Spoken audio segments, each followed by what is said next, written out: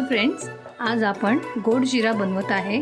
प्रसादासाठी आपण जसा गोड शिरा बनवतो तसाच मऊ लुसलुशीत असा गोड शिरा आपण आज बनवत आहे। त्याच्यासाठी लागणारे साहित्य असे आहेत की 1 वाटी आपण रवा घेतलेला आहे इथे। त्याच्यासाठी लागणारे तूप हे 3/4 वाटी। नंतर त्यामध्ये टाकू आपण वेलची पूड, जायफळ पूड, मनुका, काजू, नंतर हे एक अर्ध केळं, तुम्हाला आवडत असेल तर 1 केळं पण टाकू शकता। नंतर दूध आणि पाणी।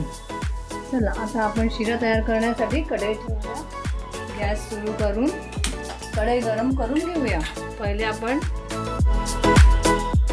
थोड्या तुपामध्ये रवा भाजून घेऊया।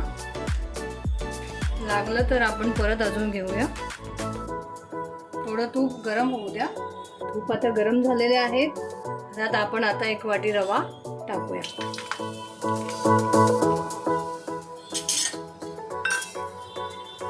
आता या तुपामध्ये रवा आपण व्यवस्थित भाजून घेऊया।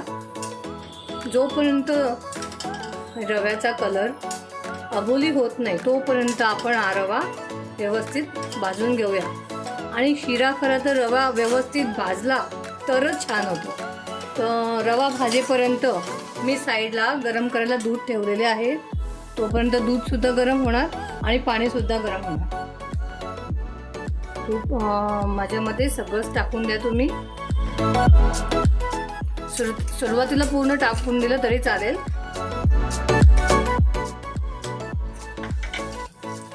आता आपला रवा हा किंचित असा भाजला गेला आहे व्यवस्थित। किंचित त्याचा कलर पण चेंज झाला आहे, बघू शकता तुम्ही। आता आपण यात मनुके टाकूया। तुमच्या आवडीनुसार हे तुम्ही टाकू शकता। आता हे मनुके जोपर्यंत भाजले जात नाही आहे, पूर्णपणे फुगवले जात नाही आहे, तोपर्यंत तुम्ही हे भाजत राहा। बघू शकता तुम्ही आता मनुके आपले हे फुलून आलेले आहेत।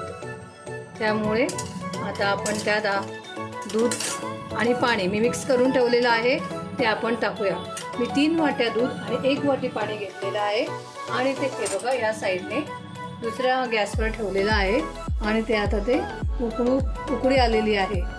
आणि हे गरम गरम आता आपण शिऱ्यामध्ये टाकूया।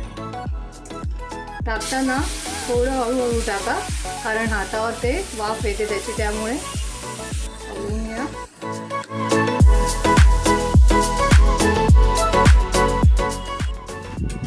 आता हे आपण असं हलवून घेऊया आणि थोड्या वेळ आपण ताट ठेवून देऊया।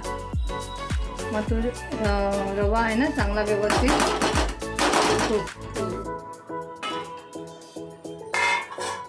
आता आपण त्यात मी साखर दाखवायला तुम्हाला करत विसरली, तर आपण ज्या वाटीने आपण रवा मोजला होता त्याच वाटीत मी साखर घेतली आहे।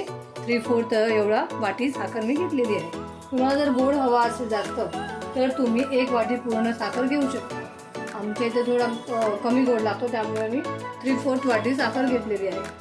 तर ती अशी पसरवून टाका आणि थोडा वेळ झाकण ठेवून द्या परत। आता आपण हे साखर थोडी विरघळलेली आहे, आपण हे सगळं एकजीव करून घेऊया आणि परत आपण झाकण ठेवूया थोडा वेळ। तर बघूया आता आपण शिरा आपला झाला आहे। हे बघा मस्त असा छान मऊ लुसलुशीत आपला शिरा रेडी आहे, तुम्ही बघू शकता।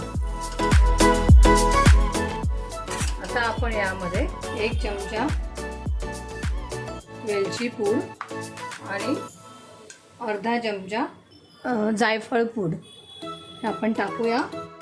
त्यामुळे त्याला छान असा स्वाद येतो शिऱ्याला। बंद करून देते मी आता गॅस। आणि सगळ्यात शेवटी केळं कापून थोड्याशा तुपामध्ये भाजून ठेवलेले होते आणि मी ते ॲड करते। तुम्हाला हे आवडतील तरच तुम्ही ॲड करा, नाही ॲड केले तरी चालतं।